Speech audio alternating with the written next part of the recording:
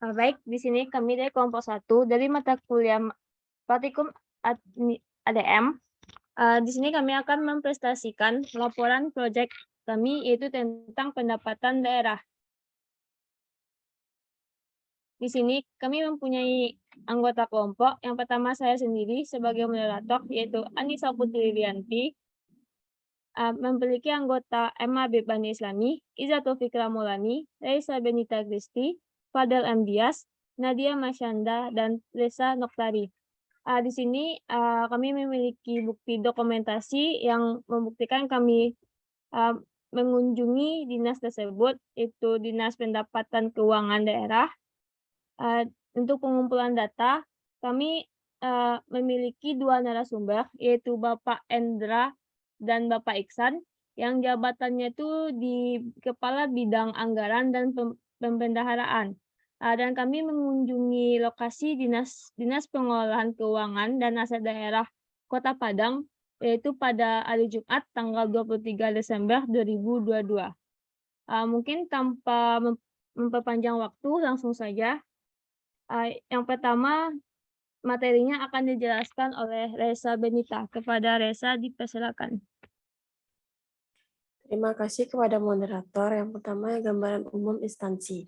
BPKAD adalah perangkat daerah yang melaksanakan fungsi urusan penunjang pemerintahan daerah dalam hal pengelolaan keuangan dan aset daerah yang dipimpin oleh seorang kepala sadan dan sekaligus sebagai pejabat pengelola keuangan daerah atau yang disebut dengan BPKD dan bertindak sebagai bendahara umum daerah atau BUD dan pejabat penatausahaan barang berkedudukan di bawah dan bertanggung jawab kepada Bupati melalui Sekda.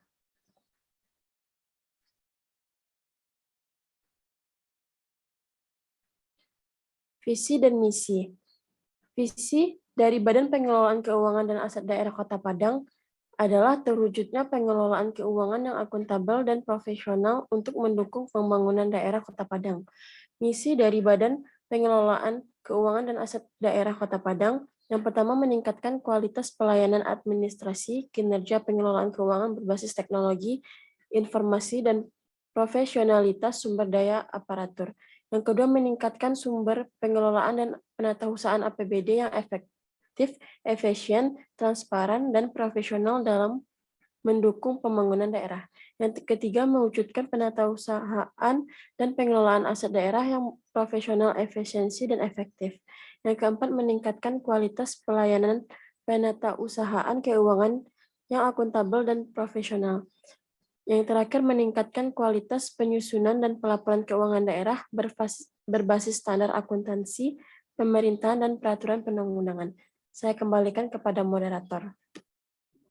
Terima kasih kepada Reza Benita. Materi selanjutnya yang akan dibacakan oleh Nadia Masyanda. Kepada Nadia Masyanda, dipersilakan. Baik, terima kasih moderator.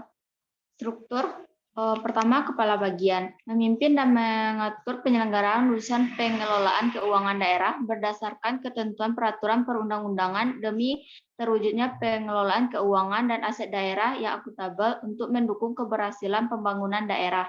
Yang kedua, sekretariat membantu kepala badan dalam memberikan pelayanan administrasi kepada seluruh struktur organisasi di lingkungan BAPKAD dalam urusan umum. Perlengkapan keuangan, kepegawaian, perencanaan, kearsipan, perpustakaan, dokumentasi, evaluasi, dan pelaporan serta aplikasi sistem informasi. Selanjutnya, akuntansi dan pelaporan.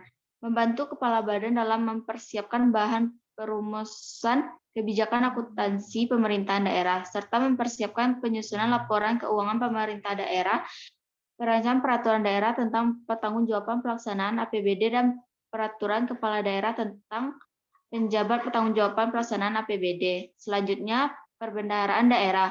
Membantu kepala daerah dalam melakukan pembinaan terhadap bendahara serta melakukan pengujian dan pengurusan APBD. Aliran data. Pendapatan transfer merupakan pendapatan daerah yang terdiri atas dana bagi hasil, dana alokasi umum, dan dana alokasi khusus. Dana perimbangan, selain dimaksud untuk membantu daerah dalam mendanai kewenangannya, juga bertujuan untuk mengurangi ketimpangan sumber pendanaan. Sekian, saya kembalikan kepada moderator. Terima kasih kepada Nadia Masanda. Materi selanjutnya yang akan dibacakan oleh M. Abib Bani. Kepada Abib, Baik, terima kasih moderator. Selanjutnya saya akan melanjutkan materi dari kelompok kami, yaitu tentang dana bagi hasil. Daerah dari penerimaan pajak bumi dan bangunan, bea perolehan hak atas tanah dan bangunan, dan penerimaan dari sumber daya alam, merupakan dana yang bersumber dari pendapatan APBN yang dialokasikan kepada daerah berdasarkan angka persentase tertentu untuk mendanai kebutuhan daerah dalam rangka pelaksanaan desentralisasi. Tujuan DBH atau dana bagi hasil adalah untuk memperbaiki keseimbangan vertikal antara pusat dan daerah dengan memperhatikan potensi daerah penghasil. Pembagian DBH dilakukan berdasarkan prinsip by origin. Penyaluran DBH dilakukan berdasarkan prinsip based on actual revenue. Maksudnya adalah penyaluran DBH berdasarkan realisasi penerimaan tahun anggaran berjalan. Itu tentang pasal 23 Undang-Undang 33 tahun 2004. Jenis-jenis DBH meliputi pajak dan DBH sumber daya alam. DBH pajak meliputi pajak bumi dan bangunan, pajak penghasilan, dan bea cukai hasil tembakau. Sedangkan DBH SDA meliputi kehutanan, mineral dan batu bara, minyak bumi dan gas bumi, pengusahaan panas bumi dan perikanan. DBH, PBB, dan PPH dibagi pada daerah penghasil sesuai dengan porsi yang ditetapkan dalam Undang-Undang Nomor 33 Tahun 2004. DBH CHT dan DBH SDA dibagi dengan imbangan daerah penghasil mendapatkan porsi lebih besar, dan daerah lain atau dalam provinsi yang bersangkutan mendapatkan bagian pemerataan dengan porsi tertentu yang ditetapkan dalam undang-undang. Selanjutnya adalah dana alokasi umum. Dana alokasi umum adalah sejumlah dana yang harus dialokasikan pemerintah pusat pada setiap daerah otonom atau provinsi, kabupaten, atau kota di Indonesia setiap tahunnya sebagai dana pembangunan. Dana alokasi umum merupakan salah satu komponen belanja pada APBN dan menjadi salah satu komponen pendapatan pada APBD. Dana alokasi umum dialokasikan untuk provinsi dan kabupaten atau kota. Jumlah keseluruhan DAU ditetapkan sekurang-kurangnya 26% dari pendapatan dalam negeri neto dan ditetapkan dalam APBN. Proporsi dana alokasi umum antara provinsi dan kabupaten atau kota dihitung dari perbandingan antara bobot urusan pemerintahan yang menjadi kewenangan provinsi dan kabupaten atau kota. Dalam hal penentuan proporsi dimaksud belum dapat dihitung secara kuantitatif, maka proporsi dana alokasi umum antara provinsi dan kabupaten atau kota ditetapkan dengan imbangan 10% dan 10%. Sekian dari saya kembalikan ke moderator. terima kasih kepada M. Abib. Materi selanjutnya yang akan dibacakan oleh Izatul Fikrah. Kepada Izatul, disilakan. Baik, terima kasih kepada moderator. Selanjutnya, dana alokasi khusus. Dana alokasi khusus adalah alokasi dari anggaran pendapatan dan belanja negara kepada provinsi, kabupaten, atau kota tertentu dengan tujuan untuk mendanai kegiatan khusus yang merupakan urusan pemerintahan daerah dan sesuai dengan prioritas nasional. Dana alokasi khusus termasuk di dalam dana perimbangan, di samping dana alokasi umum atau DAU. Dana alokasi khusus dibedakan menjadi dua. Yang pertama, dana alokasi khusus fisik, yaitu petunjuk teknis pengelolaan DAK fisik diatur dalam Peraturan Presiden Nomor 141 Tahun 2018 tentang petunjuk teknis dana alokasi khusus fisik. Selanjutnya, dana alokasi khusus non fisik. Petunjuk teknis pengelolaan DAK fisik diatur dalam Permenkeu Nomor 42 PMK 07 Tahun 2019 tentang pengelolaan dana alokasi khusus non-fisik.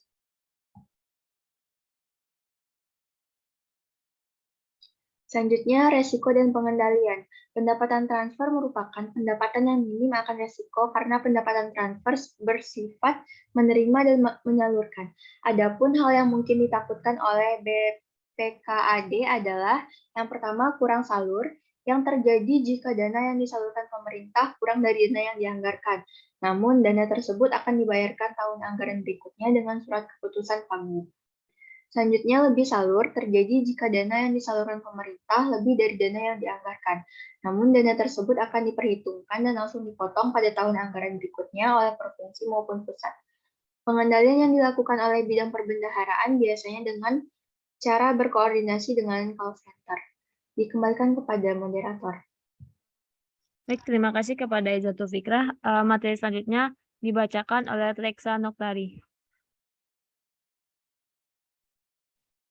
Baik, terima kasih kepada moderator. Selanjutnya, tentang penerimaan pendapatan transfer. Transfer masuk atau LRA adalah penerimaan uang dari entitas pelaporan lain, misalnya penerimaan dana perimbangan dari pemerintahan pusat dan dana bagi hasil dari pemerintahan provinsi. Pendapatan transfer atau LO adalah pendapatan berupa penerimaan uang atau hak untuk menerima uang oleh entitas pelaporan dari suatu entitas pelaporan lain yang diwajibkan oleh peraturan perundang-undangan. Pengakuan pendapatan transfer dilakukan bersamaan dengan penerimaan kas pada rekening kas umum daerah selama periode berjalan yang diatur sesuai perundangan penyaluran alokasi tersebut. Sedangkan pada saat penyusunan laporan keuangan, pendapatan transfer dapat diakui sebelum penerimaan kas apabila terdapat penetapan hak pendapatan daerah berdasarkan dokumen yang sah sesuai dengan ketentuan yang berlaku. Walaupun demikian, pendapatan transfer dapat diakui pada saat terbitnya peraturan mengenai penetapan alokasi jika itu terkait dengan kurang salur. Selanjutnya yaitu ada pengelolaan pendapatan transfer. Tahap penganggaran yang dilakukan oleh bidang anggaran. Selanjutnya, bidang anggaran berkoordinasi dengan bidang akuntansi untuk pencatatan anggaran menurut standar akuntansi dan mencatat sesuai jenis.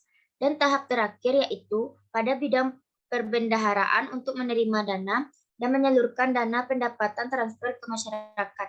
Baik, saya kembalikan kepada moderator. Baik, terima kasih kepada Reksa. Materi selanjutnya dibacakan oleh Reza Benita. Kepada Reza, dipersilakan.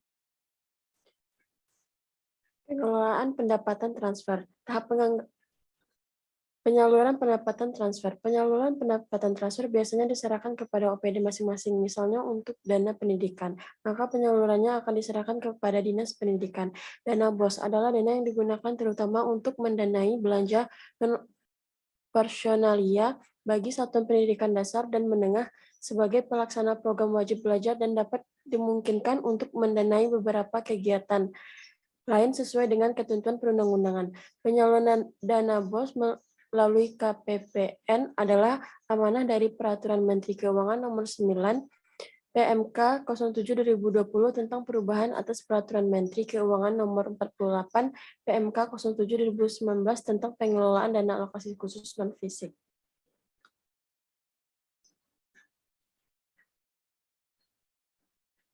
Selanjutnya kesimpulan. BPKAD Kota Padang merupakan unsur pelaksana penyelenggaraan pemerintah daerah di bidang pendapatan daerah yang dipimpin oleh seorang kepala badan yang berada di bawah dan bertanggung jawab kepada wali kota melalui sekretaris daerah.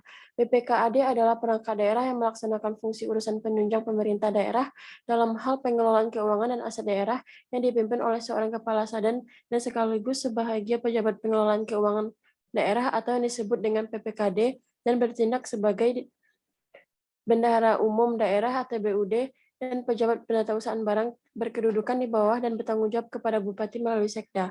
BPKAD mempunyai tugas melaksanakan urusan pemerintah daerah di bidang pengelolaan keuangan aset daerah berdasarkan otonomi dan tugas pembantuan serta tugas lain sesuai dengan kebijakan yang ditetapkan oleh Bupati berdasarkan peraturan perundang-undangan yang berlaku. Salah satu pendapatan daerah adalah pendapatan transfer. Pendapatan transfer merupakan pendapatan yang berasal dari entitas lain, seperti pemerintahan pusat atau daerah otonomi lain dalam rangka perimbangan keuangan. Adapun pembagian pendapatan transfer pemerintah adalah pendapatan transfer pemerintah pusat yang meliputi dana perimbangan, dana bagi hasil pajak, dana bagi hasil bukan pajak. Selanjutnya adalah dana alokasi umum dan dana alokasi khusus. Saya kembalikan kepada moderator. Terima kasih kepada Reza Benita. Sekian presentasi kami. Bila ada salah mohon dimaafkan dan bila ada kurangnya mohon dimaafkan juga. Sekian, terima kasih. Assalamualaikum warahmatullahi wabarakatuh.